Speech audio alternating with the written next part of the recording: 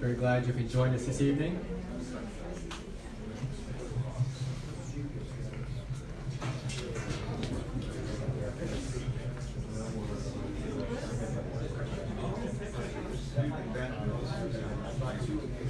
Waiting on Faith McDonald to get her last meatballs up there.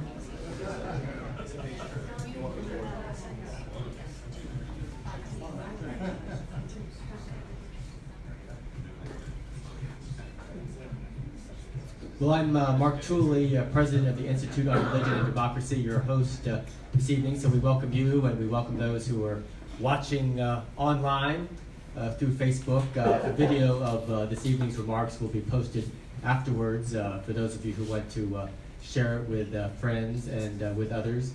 But we're very excited about our speaker who is intimately connected with the history of our organization. This event honors my predecessor, the late and very much beloved Diane Knippers, who served IRD across 3 decades. It was president for close to a dozen years and passed away in 2005, but is still very much remembered, and this event honors her and aims to perpetuate those causes that she cherished and worked for.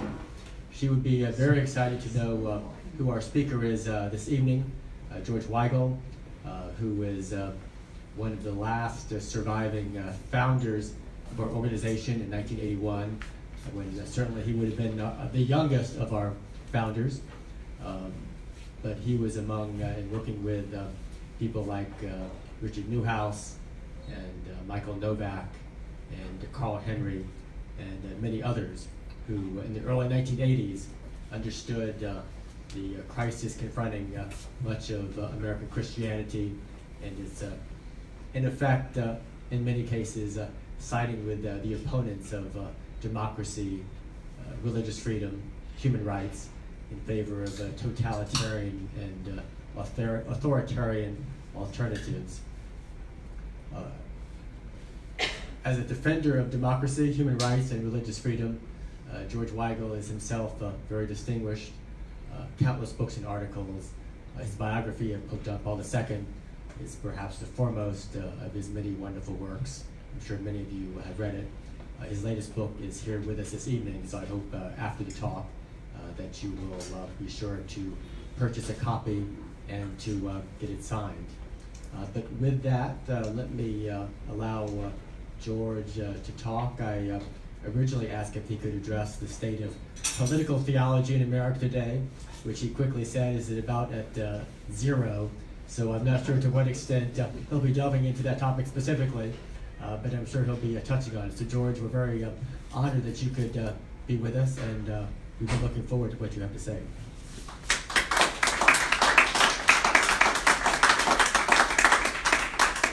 Thank you, Mark, and good evening, everyone. Diane Knippers was a dear friend for many, many years, and it really is an honor to be able to give a lecture named for her and in her memory. I'm going to speak tonight on the topic National Interest, National Purpose, Reimagining Morality and Foreign Policy, which has been a continuing interest of the Institute on Religion and Democracy since its founding. 30 years ago, next month, the Federal Assembly of Czechoslovakia chose Václav Havel as president of that country. Another miracle in a year of miracles is that Czech playwright dissident had been imprisoned as an enemy of the state in October 1989, a little over 2 months before being installed in the presidential office at Prague's Hradčany Castle. Havel's election was the final dramatic moment in the revolution of 1989, which had already witnessed the electoral triumph of Solidarity in June of that year, which had continued with Tadeusz Mazowiecki's appointment as the first non-communist prime minister of Poland since World War II in August, and which reached its symbolic high point with the breach of the Berlin Wall on the night of November 9th, 1989. Within 2 years, Germany had been reunited and the Soviet Union had disintegrated. European communism was finished, and so was the chimera of reform communism in which Mikhail Gorbachev seemed to have believed until the end. For those who care about the moral dimension of statecraft, but think in Augustinian terms about politics and power in the world, this sequence of events 30 years ago was exhilarating, but also extraordinary. The 20th century's normal or typical method of massive social change was bloodshed and violence on a vast scale. The First World War, the Russian Revolution, the Ukrainian terror famine, the Gulag system, the Chinese Civil War, and the Sino-Japanese War, Hitler's seemingly unstoppable reconstruction of the political face of Europe, the Holocaust of European Jewry, the Second World War, the imposition of communist rule on Central and Eastern Europe, the spate of bloody colonial wars in Algeria, Kenya, Malaya, and elsewhere, Chairman Mao's great leap forward and cultural revolution. Oceans of blood, mountains of corpses, and amidst that carnage, the greatest persecution of Christianity and Christians in 2 millennia. 1989, however, was different. With the sole exception of Romania and Lithuania, where the last spasms of Soviet brutality took 14 lives in Vilnius in January 1991, what we once knew as the captive nations of Central and Eastern Europe auto-liberated themselves from communism and totalitarianism non-violently. Why did that happen? It happened for a variety of reasons. It happened because of steadfast Western political leadership in the 1980s, from President Ronald Reagan, Prime Minister Margaret Thatcher, and Chancellor Helmut Kohl, which included the modernization of intermediate-range nuclear forces in Western Europe against fierce opposition from the Soviet Union, the European left, and a peace movement that, like its 1930s predecessor, confused appeasement with peace. It happened because of a Soviet leader of a different generation and disposition, Mr. Gorbachev, whose formative political experience was different from that of his predecessors who had survived the Stalinist purges and show trials of the 1930s. Unlike Leonid Brezhnev, Yuri Andropov, and Konstantin Chernenko, Gorbachev had not seen numerous friends and comrades liquidated with a bullet in the back of the head in the basement of the Lubyanka. And as a result, as future Librarian of Congress Jim Billington put it to me the day after Gorbachev's selection as General Secretary of the Soviet Communist Party, Gorbachev did not have that cold reptilian look in his eyes. A salutary change which suggested the possibility that, unlike his predecessors, he would not try to hold the Soviet outer empire together by brute force. 1989 happened because of President Reagan's decision to launch the Strategic Defense Initiative, which threatened an already creaking Soviet economy with bankruptcy, even as it raised the possibility of neutralizing the USSR's most potent military assets. And it happened because, following the failed uprisings of 1953 in East Germany, in Poland in 1956 and 67 and 70, in Hungary in 1956, and in Czechoslovakia in 1968. Human rights activists in the countries of the Warsaw Pact understood that they needed a different strategy. In the face of overwhelming material force, they needed weapons other than bricks, stones, and Molotov cocktails, which could easily be matched by Soviet and Warsaw Pact military power. So beginning in the 1970s, and influenced by the provisions of Basket 3 of the Helsinki Final Act, a new kind of human rights resistance began to form behind the Iron Curtain, which would eventually find its grand strategic idea and its motto in the formula of Václav Havel, living in the truth. To live as if one were free, to refuse to cooperate, with the communist culture of the lie, these brave men and women were convinced would lead to the slow but steady erosion of communist power, for no social system can last indefinitely without some measure of acquiescence. That new form of resistance was vastly accelerated by Pope John Paul II's first pilgrimage to his Polish homeland. Between June 2nd and June 10th, 1979, the tinder that had been slowly accumulating in Poland and throughout East Central Europe was ignited, as John Paul called his people and their Slavic neighbors to reclaim the truths about themselves as people formed by a distinctive history and culture, to reaffirm the civilizational unity of Europe east and west of the Cold War divide, to remember that civilization's roots included biblical religion, and to become, once again, the protagonists of their own destinies. Not once during the 9 days of June 1979 did the Polish Pope speak of politics or economics. Rather, he spoke of culture and cultures and the power of reclaimed identities to forge a new future. And at the heart of that reclamation of Slavic and national identity was the demand for religious freedom.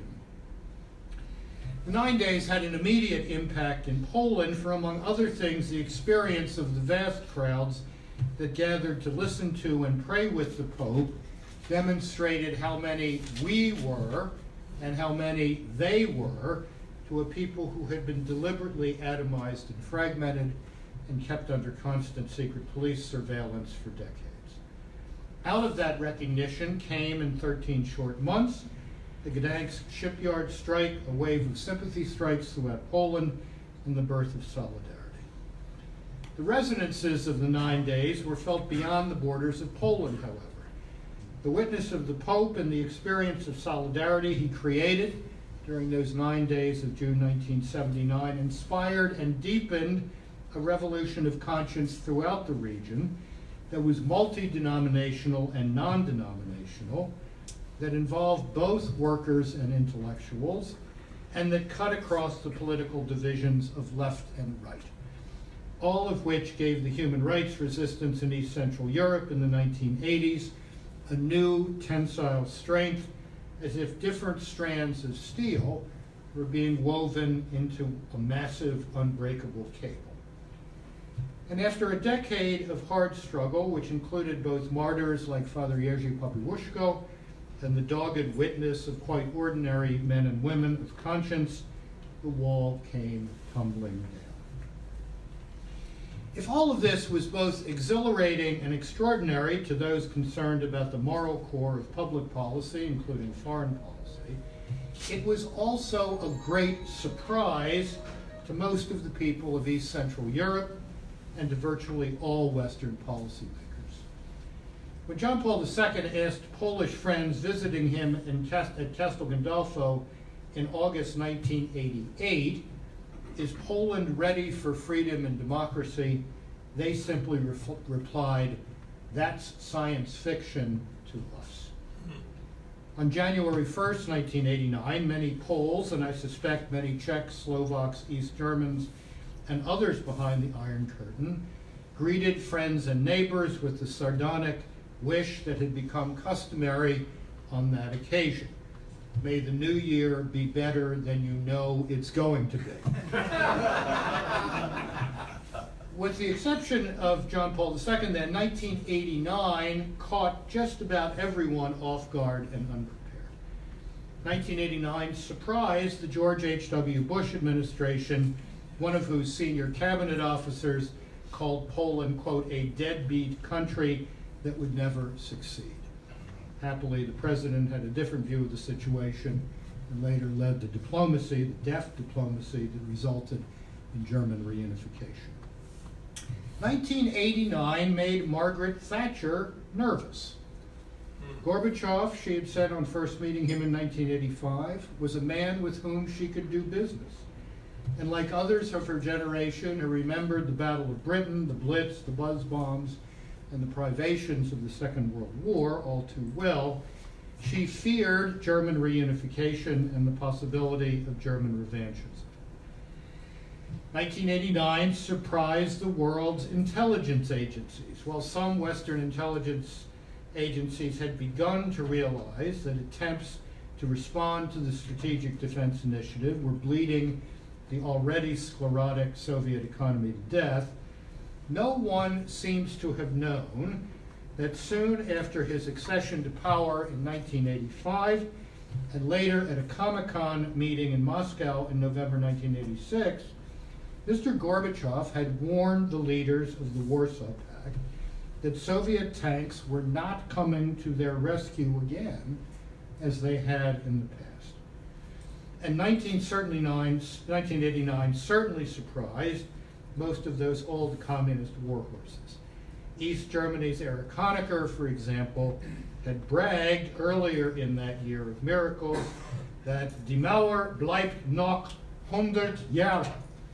The wall will remain in 100 years. Just off by a few. These two facts, the fact that the forces of decency won in 1989 and in the main won without violence, and the fact that just about everyone was surprised by that victory, suggests that a lot of the old shibboleths on both the right and the left of the foreign policy debate need re-examining. The form of foreign policy realism practiced by Reagan, Thatcher, and Kohl, and more broadly by NATO, certainly set the strategic and political framework in which the nonviolent revolution of 1989 could unfold. But things would not have moved as fast as they did, and the path to change would not have unfolded the way it did without the soft power of the East Central European human rights resistance. By the same token, that human rights resistance, John Paul II's revolution of conscience, would not have succeeded as quickly as it did, and how it did, without the hard power checkmate provided by NATO intermediate nuclear force modernization and the Strategic Defense Initiative. The realists had a piece of the answer to achieving the ultimate goal of the Cold War, which was, as President Reagan famously put it, we win, they lose. But just as the realists had only a piece of the answer, so did the morally driven advocates of soft power, whose program would almost certainly not have succeeded without the hard power geostrategic reality of NATO. 3 months ago, the world marked another anniversary, this one less conducive to celebration. The 80th anniversary of the beginning of World War II in Europe, with the German invasion of Poland on September 1st, and the Soviet invasion of that country some 2 weeks later, on September 17th. In the preface to the first volume of his vast history, The Second World War, Sir Winston Churchill remarks on a conversation he had had with President Franklin D. Roosevelt. One day, Churchill wrote, President Roosevelt told me that he was asking publicly for suggestions about what the war should be called. I said at once, the unnecessary war. For there never was a war more easy to stop than that which has just wrecked what was left of the world from the previous struggle. Stopping it, however, would have required a wisdom and nerve that the democratic powers were unable to muster in their statecraft in the 1930s, in part because of that lethal mixture of faulty realism and faulty idealism that goes by the name appeasement. There's a great deal of misunderstanding about the strategy of appeasement. There were elements of pusillanimity in the effort to appease Hitler, to be sure, but those elements fed on a more comprehensive misunderstanding of the nature of a totalitarian regime, like that of German National Socialism, coupled with a fear of Soviet communism that led some misguided realists to think of the Third Reich as a bulwark against the Bolshevization of Europe. Idealists, too, missed the bus when it came to reading the signs of the times accurately. Recognizing, as many of them did, that the Versailles settlement after World War I was an unjust one, Morally driven appeasers like Viscount Cecil of Chelwood and Lord Lothian held too long and too fast to a fideism about the League of Nations, which they imagined could manage a rearrangement of Europe that would satisfy Hitler and his minions. Remarkably, virtually none of the architects of the British strategy of appeasement had read Mein Kampf, in which Hitler laid out his great grand strategy quite clearly, even if one had to cut through the grotesque racial theorizing and Teutonic bombast to grasp the cusp of his ambitions. Popular culture today misrepresents appeasement as a failed strategy concocted by elites over against the more sturdy views of the public at large. Thus, we have the most cringe-inducing scene in the recent movie Darkest Hour, where a temporarily despondent Prime Minister Churchill takes heart and courage from ordinary folk, including a Shakespeare-quoting Jamaican, on the London Underground before alighting at the Westminster Tube Station and charging into the Palace of Westminster to rally his junior ministers and then face down the elite appeasers in the chamber of the House of Commons, represented by former Prime Minister Neville Chamberlain and the Foreign Minister Lord Halifax.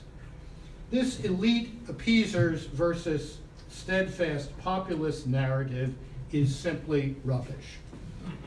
At the point at which the German military leadership at the time conceded that Hitler really could have been stopped without launching a new world war, namely when, in March 1936, and in direct violation of the Versailles Treaty and the Locarno Pact, he militarily reoccupied the Rhineland, there was virtually no popular support for confronting the Third Reich when it could have been done at minimum risk and when doing so might have led to Hitler's overthrow.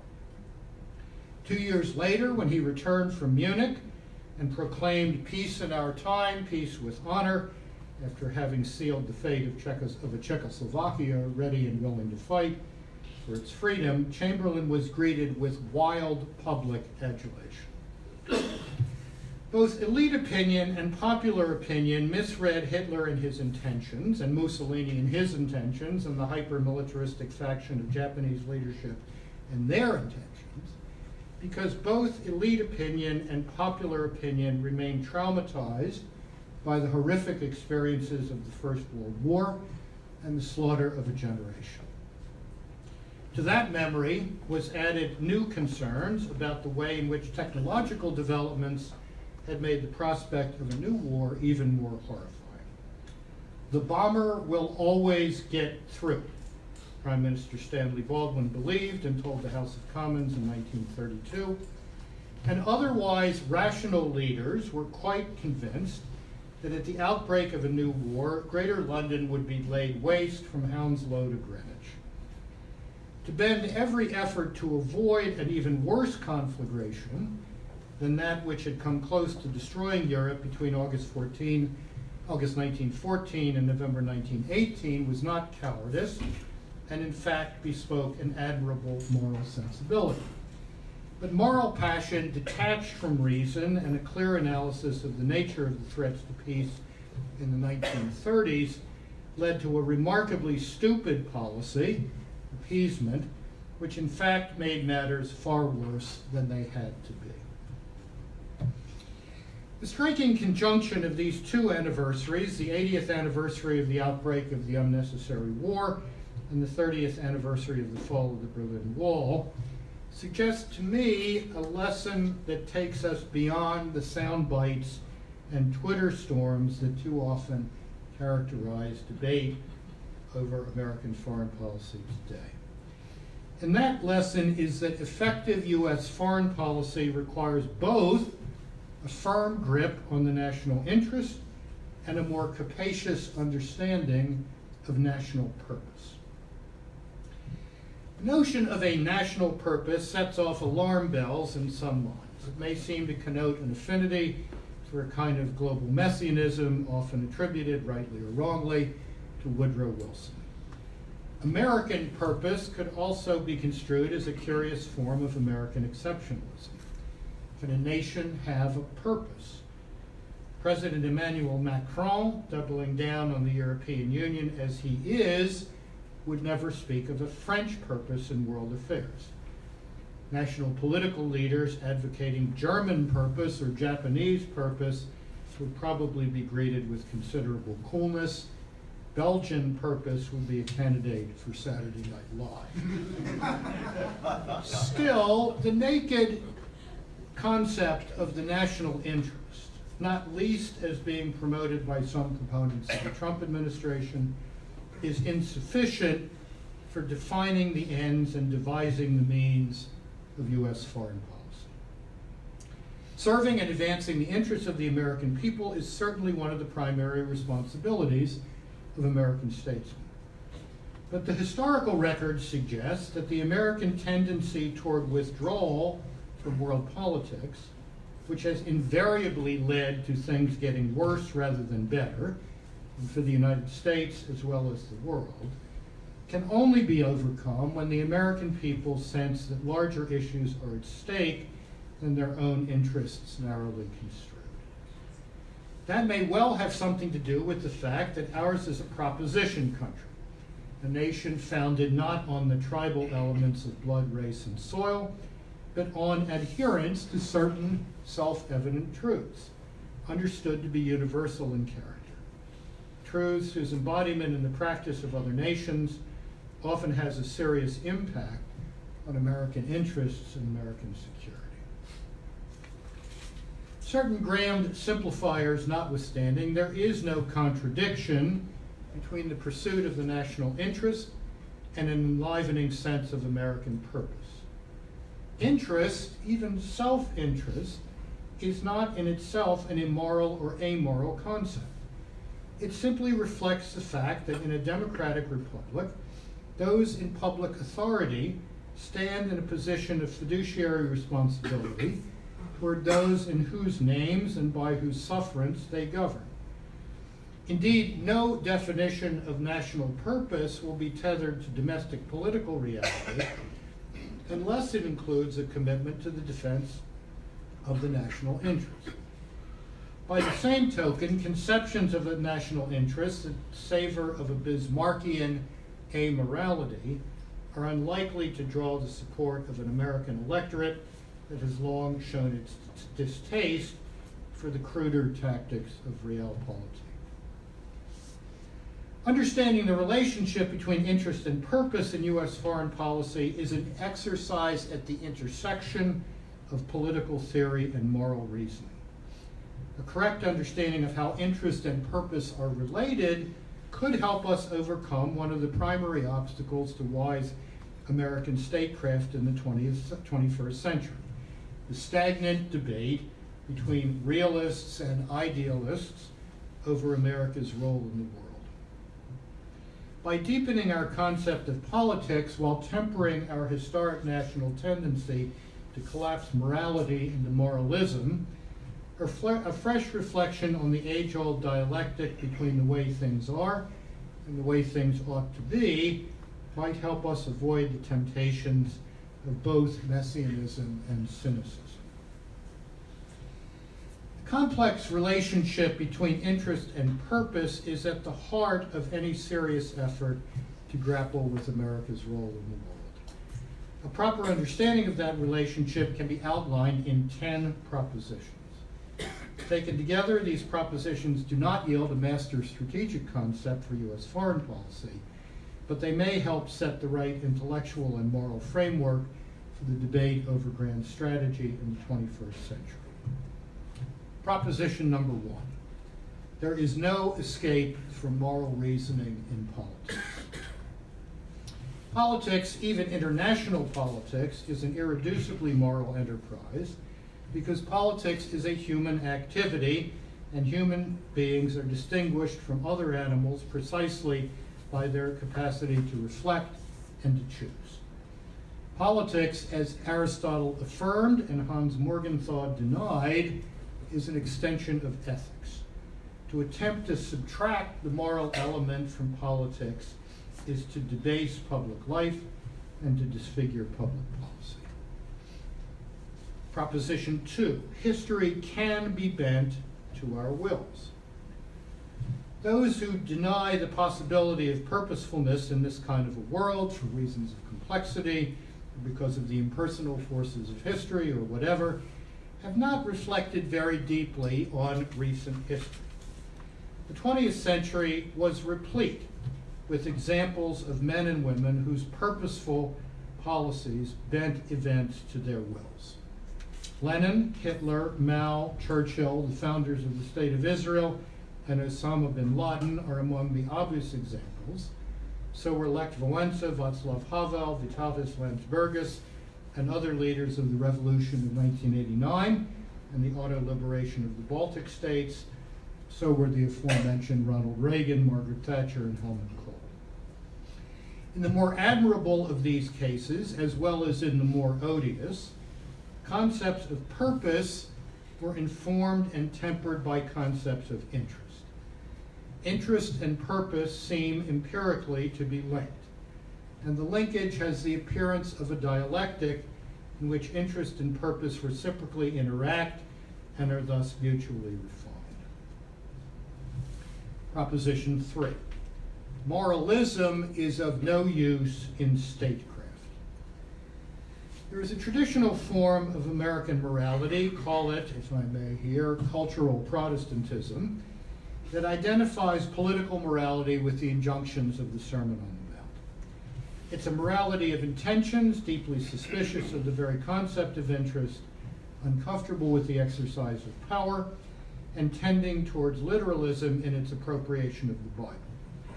This species of moralism is inadequate to the tasks of moral reasoning and practical action required of statesmen.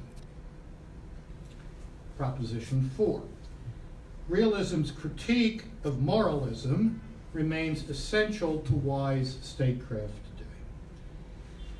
That older American morality or moralism was the object of the critique of the realist school in the foreign policy debates of the 1930s and 1940s. The realist critique, particularly as articulated by Reinhold Niebuhr, remains a necessary corrective to the many flaws of cultural Protestantism and its secular heirs, among which I would count many of the principal architects of U.S. foreign policy in the Carter, Clinton, and Obama administrations. Understanding the inevitable irony, pathos, and tragedy of history, being alert to the problem of unintended consequences, maintaining a robust skepticism about all schemes of human perfection, especially those in which politics is the instrument of salvation, cherishing democracy without worshiping it. All these elements of Reinhold Niebuhr's moral sensibility are essential intellectual furnishings for anyone who would think wisely about American foreign policy today. Thus, realism is less a comprehensive framework for thinking about foreign policy than a crucial set of cautions essential to the exercise of practical reasoning about America's role in the world. Proposition 5. Realism must be completed by a concept of human creativity in history. Realism, and especially Christian realism, must guard against premature closure in its thinking about the possibilities of human action in this world. As Niebuhr himself put it, we must never forget the important residual creative factor in human rationality. Things can change, things can be made to change for the better, sometimes. One of those times came within living memory in the 1980s and the revolution of 1989. Understanding how that change happened, what was unique about it, and what might be learned from that experience for different situations and circumstances is essential. Proposition 6.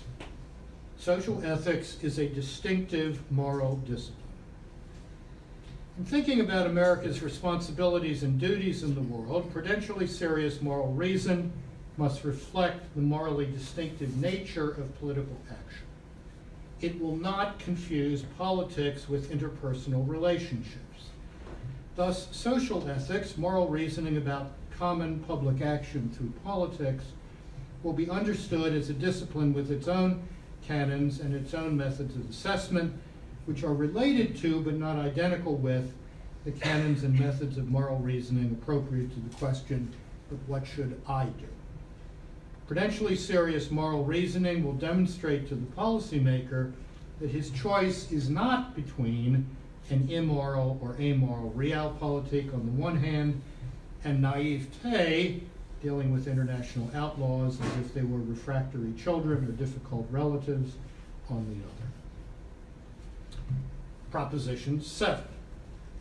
The national interest includes prudent efforts to bring a measure of order to international public life. The irreducible core of the American national interest is composed of those basic security concerns to which any responsible American statesman must attend. But those security concerns are not unrelated to a larger sense of national purpose. We defend America because America is worth defending on its own terms and because of what it means for the world. Thus, those security concerns that make up the core of the national interest should be understood as the necessary foundation and inner dynamic of the pursuit of the American national purpose. And the larger American purpose in world affairs is to contribute as best we can to the long, hard, never to be finally accomplished domestication of international public life. That is, to the quest for ordered liberty in an evolving structure of international public life capable of advancing the classic goals of politics: justice, freedom, order, the general welfare, and peace. The United States cannot adequately define its national interest without concurrently seeking to advance these goals in the world. Those goals will not be advanced when they are pursued in ways that gravely threaten the basic security of the United States. Proposition 8. National purpose is not national messianism. The national purpose as defined here should be seen as a horizon of aspiration toward which our policy and our polity should strive. That horizon of purpose helps us measure the gap between where the world is and where the world should be. But the domestication of international public life is not something that will ever be achieved in any final sense. Understanding the national purpose this way is a barrier against the dangers of a simpler and more dangerous notion of national mission, which often implies a far shorter timeline. Proposition 9. Casuistry informed by the virtue of prudence is the moral art appropriate to international statecraft. For both the policymaker and the moral analyst, the practical relationship between national interest and national purpose is defined through casuistry, through the moral art of applying principles to world politics by means of the mediating virtue of prudence. Prudence does not necessarily guarantee wise policy. It does reduce the danger of stupid policy based on moralistic or realpolitik simplifications and confusions. The discussion of the cardinal virtue of prudence in the Catechism of the Catholic Church may be helpful. There, the Catechism states, prudence is the virtue that disposes practical reason to discern our true good in every circumstance and to choose the right means of achieving it. Prudence is right reason in action, writes St. Thomas Aquinas following Aristotle. It is not to be confused with timidity or fear, nor with duplicity or dissimulation. With the help of this virtue, we apply moral principles to particular cases without error and overcome doubts about the good to be achieved and the evil to avoid. Proposition 10. The argument over the relationship between interest and purpose is perennial, but not necessarily circular. This dialectic of national interest and national purpose will remain unresolved. Pursuing a narrow concept of interest without reference to purpose risks crackpot realism of a sort with which we have become unhappily familiar in recent years. Pursuing grand and noble purposes without regard to the responsibilities of safeguarding the national interest risks utopianism. These two temptations, crackpot realism and utopianism, may be unavoidable, the world being what it is.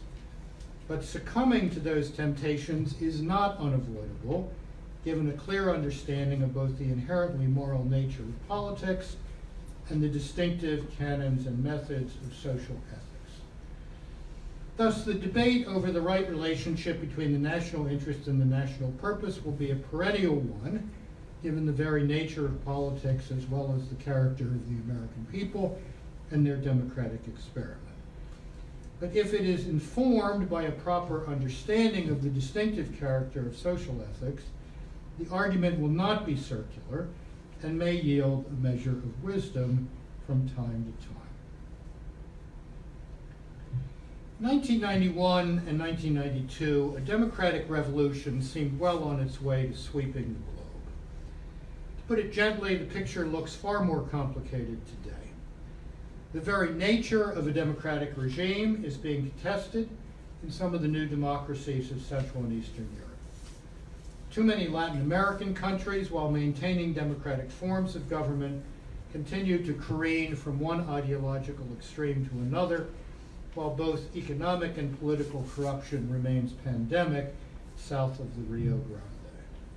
China is conducting the world's first super high-tech experiment in social control, and the hope that a critical mass of middle-class people would lead to the demise of China's market authoritarianism and the emergence of a polity more closely resembling that on Taiwan has been, at least for the moment, frustrated.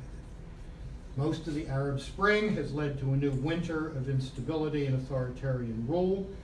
Too much of sub-Saharan Africa is an economic and political disaster area. History is most certainly not over. But the success or failure of the democratic revolution, symbolized by the fall of the Berlin Wall, will have a lot to do with whether the continuation of history moves the world closer to order or to chaos. How should American policymakers think about the problems of democratic consolidation in the former communist world, in the countries of Latin America once ruled by authoritarian military regimes, and in Africa? The key to democratic consolidation would seem to be the same as the key to the overthrow of the old despotisms: the reconstitution of a civil society in which the habits of mind and heart necessary to sustain self-governance are nurtured and transmitted. To put it another way, American policymakers have to think about democracy culturally as well as structurally. Democracy cannot be equated merely with the presence of certain political structures and processes.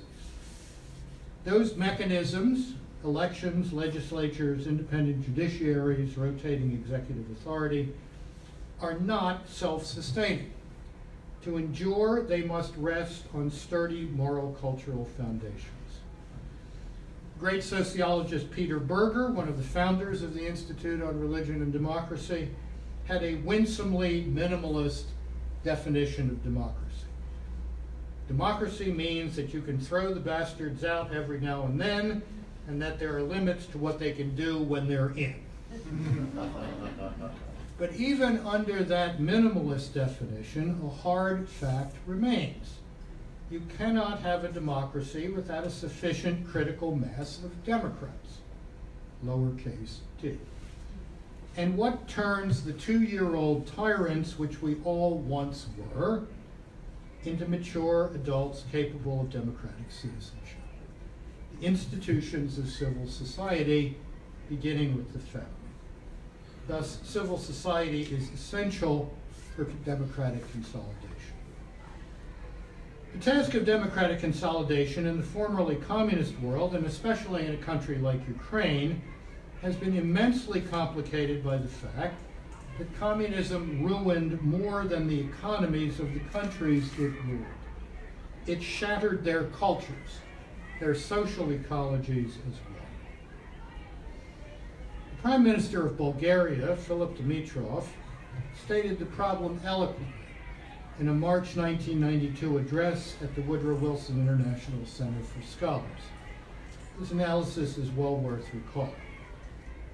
He said, "The most serious challenge that Bulgaria is facing today is how to become a normal country again. As a state objective, this may sound a little odd to those familiar with the urgent need for fundamental political and economic change in Eastern Europe. But I believe that a return to normalcy is the essential precondition for all the other changes that need to occur.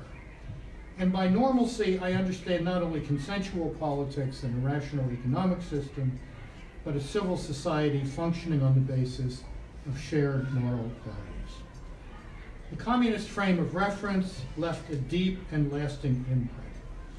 There were countless mechanisms within this frame of reference that enhanced its impact. The communist authorities had indoctrinated people to feel vulnerable and dependent on the state, and not only in the sense that it could violate their rights. By imposing a great number of impractical and often illogical restrictions and limitations that were inevitably and routinely breached or disregarded, they also cultivated in the individual a feeling of being an offender in any case. This served to blur the line between the permitted and the forbidden, the acceptable and the unacceptable. It also negatively affected the moral standards of society by stripping cheating, theft, and dishonesty of their moral repulsiveness. This moral confusion was accompanied by an utter confusion of values and their meaning at the level of societal activity, ranging from the glorification of betrayal in the story of Pavlik Morozov, a hero child who betrayed his parents to the authorities, to the bizarre fact that throughout the communist period in Bulgaria, a square meter of linoleum cost more than a square meter of land. Honest and moral people would think nothing of stealing from the state or cheating the authorities. Liberty and love were defined through their opposites. The pursuit of happiness was discredited by the communist perversion of the Hegelian concept that one should never feel contented. There was no faith to lean on, since religion and belief in God were subjected to such suppression and brainwashing that even those who did feel the inner need of God would express it only in a shy and perplexed manner, as if feeling vaguely ashamed of being involved in something so outdated and unscientific. All this left little room for what one would call normal behavior by members of civil society. The moral cultural wreckage left by communism was, of course, particularly severe. But Democrats in formerly authoritarian states, and truth to tell, Democrats in established democracies, including our own, will recognize many of their own problems of social ecology in those insightful remarks from Prime Minister Dimitrov 27 years ago. The mechanisms of democracy are not all that hard to set up. The really tough job is the creation of a democratic and civil citizenry. Amid all the difficulties of democratic transition and consolidation, two truths stand out, one old and the other newer. The old truth is that no polity can last without a minimum of acquiescence and legitimacy. The new truth is that in much of the world today, legitimacy comes through democracy. Why? Because the democratic revolution has been the political expression of an older and deeper revolutionary impulse, the human rights revolution. In an impressively transcultural fashion, men and women across the world have decided that life under repression and political disempowerment is not simply in the nature of things. Freedom may have been the exception rather than the rule in most of human history. but that unprecedented numbers of people today expect to live in a considerable measure of political freedom is one of the principal storylines of our time. The United States was the first modern polity to claim political legitimacy on the basis of its recognition of certain truths hardwired into the human condition about the human person and freedom. It would be unworthy of us not to take that history seriously as we think about our responsibilities in the world in the 21st century. Thank you.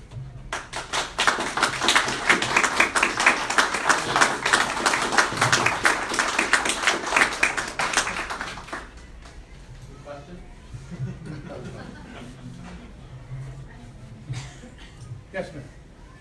Thank you so much, George. I just wanted to ask, when you were talking about the Cold War era and going back to what you had to say about appeasement, I would just wonder if you could make some comments about people who were from us, but who were against appeasement in that era, like Ambassador Mark Palmer, who was such a strong defender of the pro-democracy people. Thank you. Mark Palmer was a great hero of the transitions. But then so was this institution. IRD began as an anti-appeasement organization in a time when much of the American Christian world in particular was so besotted by the notion of a peace movement that looked very much like the similar efforts in the 1930s, that some of us felt that something had to be done about that and to raise a different stance. We were, of course, accused of being warmongers, or even worse, neocons. In fact, the defense of human rights, and particularly of religious freedom, was at the center of what we wanted to restore to U.S. foreign policy, and indeed to the Western approach to the world in general. So, IRD had a lot to celebrate at the end of 1989. The Berlin Wall came down 5 months and a week after I took over the Ethics and Public Policy Center, which I thought was pretty fast work. But I was proud to have been part of this effort, and I think we need to reconstitute it today. There is a lot of cynicism about the democratic project, about the American role in the world. We continue to have immense problems of religious freedom around the world, which have been a huge part of the effort here. And we need to lift up a nobler vision of American aspiration for the future, lest we fall back into that pattern of withdrawal, which, as I said, invariably leads to trouble for the world, but also for us. Here's some thoughts on that. But thank you for mentioning Martin. He was a real hero in all of this. And I believe Chris Walker would know this for sure, one of the principal authors of wordsmiths of President Reagan's Westminster Hall address in 1982, which among other things led to the National Endowment for Democracy and stuff like that. Yes, sir. I'll be fair and say that I think that our current president and his immediate predecessor seem to be consistently reluctant to step forward in favor of democracy in other countries, and there seem to be a fondness for strong leaders. Do you have any thoughts about where we're going as far as that's concerned, and what we can do to strengthen our position? Well, I think there has been consistent support in the Congress for American non-governmental organizations and indeed American diplomacy to take a strong pro-democracy stance in the world. Now, we are inevitably coming to a point where we're going to have to start debating in a serious way, if that's still possible in the United States, what do we mean by democracy? And does democracy include, for example, the full gamut of social causes identified with the American left today, or is there a more minimal definition that we're talking about here? And I think we see some of these dynamics at work in the world today. I'm on the board of the National Endowment for Democracy, and I said at a recent review meeting to look at some of our programs in Central and Eastern Europe. The discussion was about the upcoming Polish elections. And I said, the reason why the present Polish government is going to win, despite what I and many others think are some of its deficiencies, is that most Poles don't want to be Belgians. And they don't want to be told that they have to be Belgians. We've got to figure out a way to deal with that sentiment without deconstructing the forms of democracy, which some think is the only way you can defend against this cultural tsunami that is sweeping over the Western world. I mean, that's a necessary argument for the future.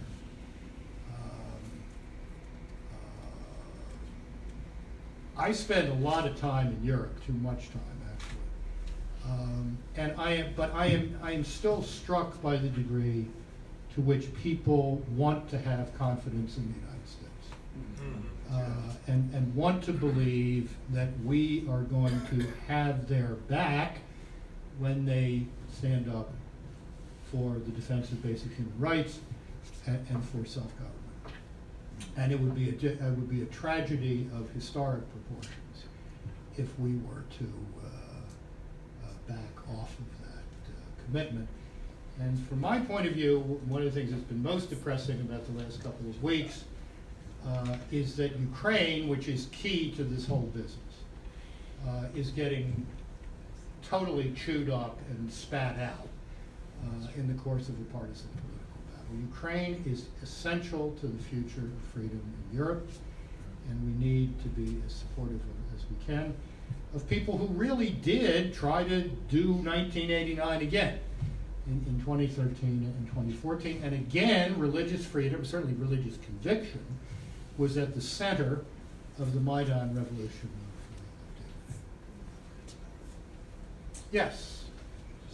Mr. Weigel, I think when you were discussing about national purpose and national interest, the first thing that came to mind was, why are we searching for something that's already been stated very well in our Constitution as our purpose is to form a more perfect union and ensure provide for the common defense, ensure that promote the general welfare, secure the blessings of liberty.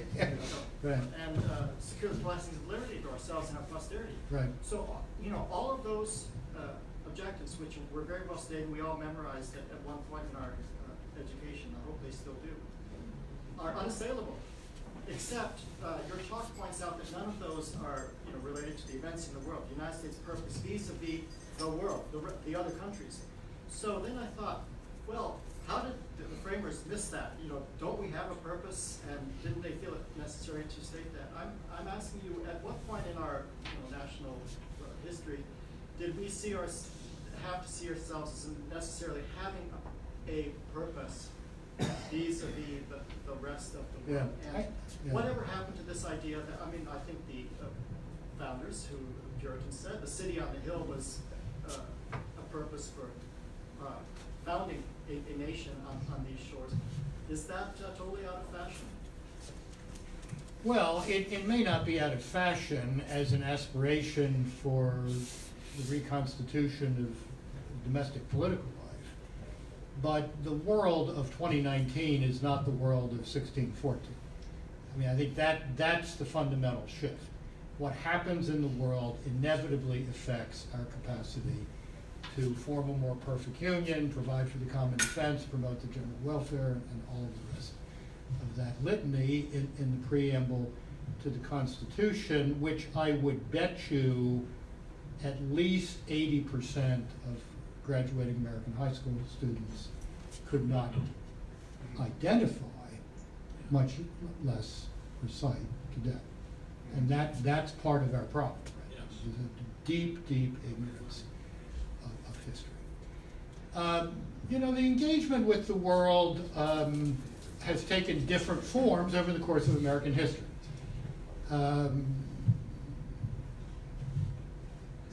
The first great experiment in that involved stealing a third of Mexico in 1848. Then we had the Spanish-American War.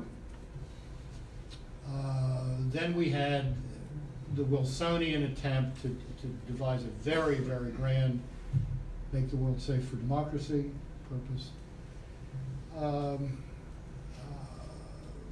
This has gone through cycles of enthusiasm about shaping the course of world events and pulling back. But my view is that there is no pulling back in a world constituted the way this one is.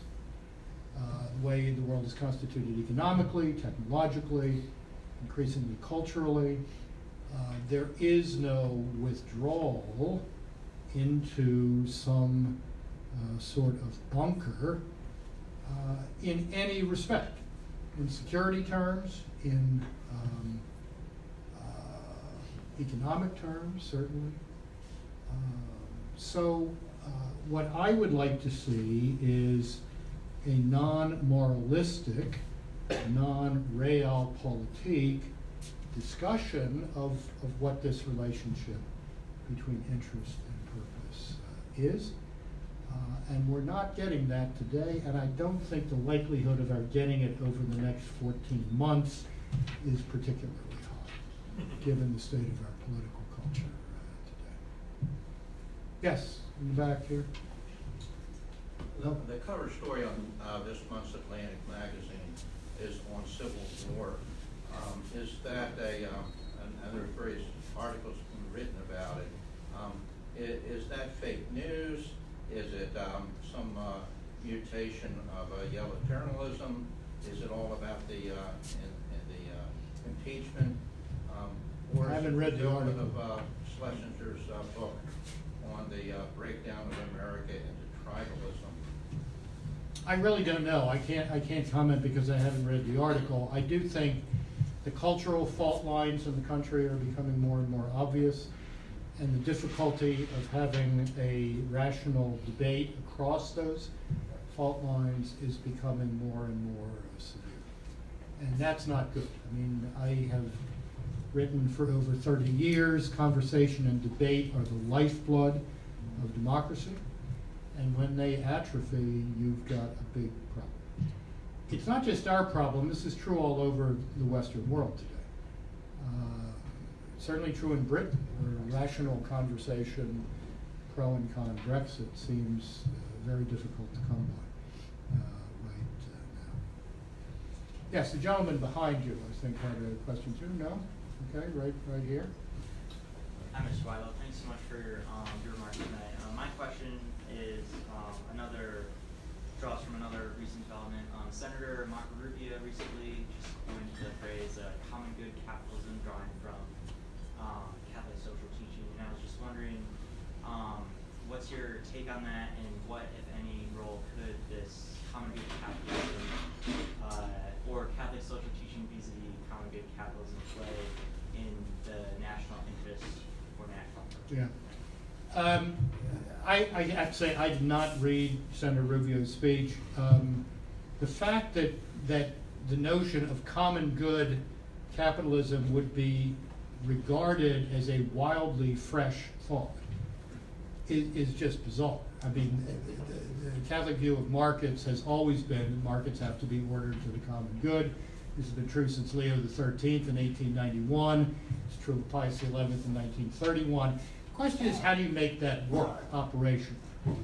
And particularly, how do you make it work under the conditions of rapid technological change and globalization? But yeah, anytime we get the language of common good back into the conversation, that's a step forward. I think the countries that have made the democratic transition most successful,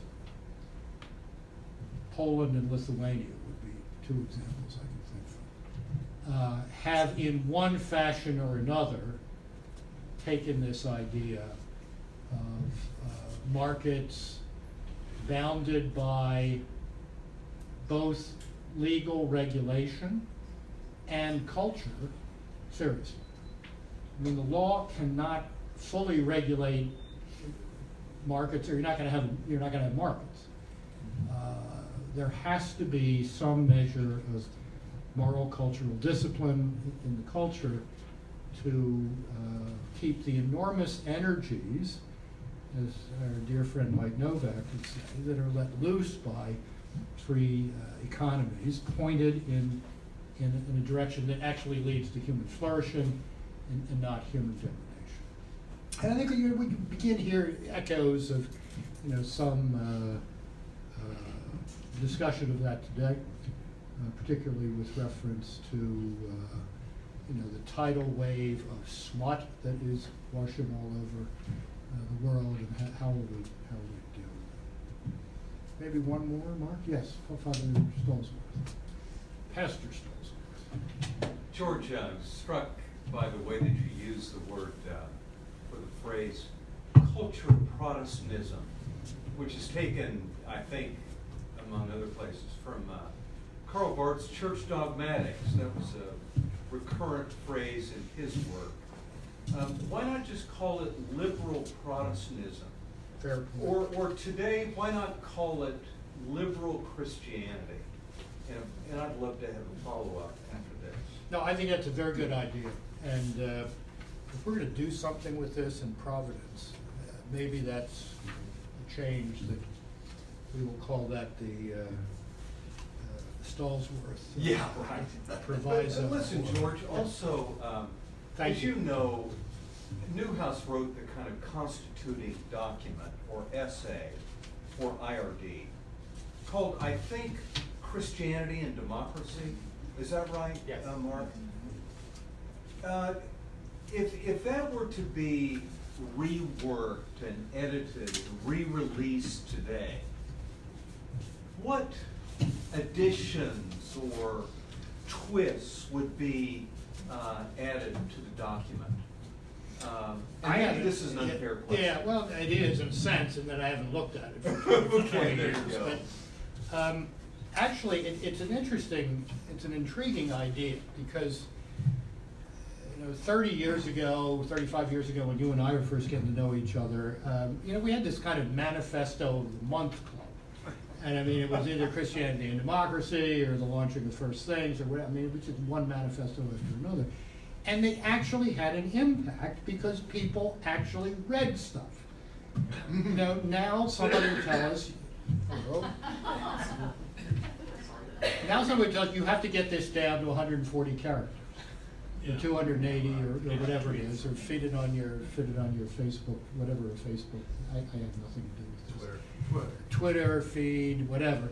And that's a problem, because these things actually ask people to take the trouble to spend 15 minutes reading something and to think about it and see if it met their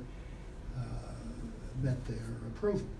So I don't know whether we're in a manifesto period today, and it would be interesting to look at that document. But I would think that anybody who was involved in that in 1981 would say that the biggest difference between then and now is the breakdown of cultural norms in the country. And since I think all of us in that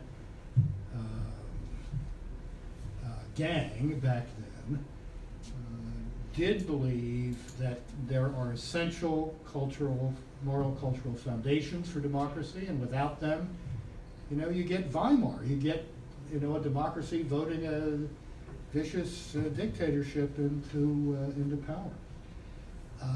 We would probably stress that a lot more. And I think that, that's a problem. This is, that lengthy quote from Philip Dimitrov, I think is really worth pondering. I mean, you cannot have a sustainable, enduring, democratic polity without a firm moral cultural foundation that helps turn my beautiful 2-year-old granddaughter, who is a perfect tyrant right now, and she's totally tyrannical, what she wants right now, into somebody who can function in a democratic polity. Now, the church has a huge role in that, but the pew numbers are not exactly real reassuring on how we're all doing on that front. I suggested in my Simon lecture here in Washington 3 years ago, maybe, that something in the form of a new Great Awakening was going to be required to get us out of this. That it would not be like former awakenings, and that it would not be exclusively religious. It would be a living in the truth awakening of the sort that Havel talked about. I still think that's probably true. But I don't see any springs of rising up from the tundra, some sprigs rising up from the tundra, suggestive of that right now, although I can point out lots of good stuff going on in Jewish congregations, Protestant congregations, Catholic congregations in the United States, but it hasn't gotten the kind of critical mass. George, Fred had a question. I did have a question. You've been taking notes so furiously. Yeah, then I'm going to ask you for your text. Yeah, well, right. I was going to say, relax, brother. What do you think our national purpose should be now? I think it's what I said, the slow, steady, never to be completed building of a world characterized more by order than chaos, and an order that reflects the truths about the human person that most everybody in this room believes are built into us by God, which is to say fundamental human rights. That's what we need to be helping advance in the world, both because it's good for us and because it's the right thing to do. And I sense a withdrawal of that. At least you do not. There's no discussion of this that I can hear in the Democratic primaries at all. Yeah. Zero, and it's certainly none coming from the White House. I mean, this is just a total vacuum of discussion about how we should relate to the world beyond Twitter bites about trade policy and that's just not good when, first of all, when people look to us for some model of something a bit more mature. It's not good because there are dragons out there,